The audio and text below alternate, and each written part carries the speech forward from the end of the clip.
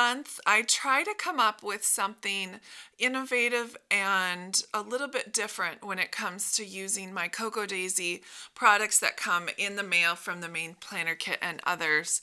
So this month, what I've decided to work on is a bound notebook. Now, this is just chipboard paper. You can get this off any big box retailer, and I've just trimmed it to 5.5 by 7.5. And then with that really sturdy paper that Cocoa Daisy has, it's a cinch to work with because the holding up factor is absolutely phenomenal. So then I have some tacky glue, and then I've just trimmed the corners to lessen the bulk, and then I press down with that tacky glue.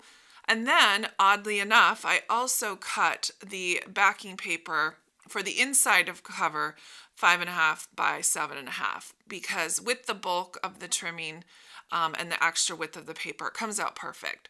I'm just sealing those edges, making sure those are stuck down, and that's literally the only fussy part about this, other than waiting for it to dry.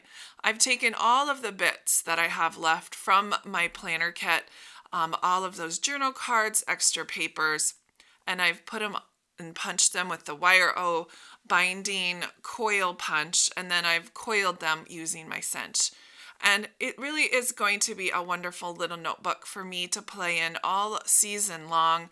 I'm planning to do my little version of a December memories book, and I thought it turned out super cute. I hope you guys get a chance to try.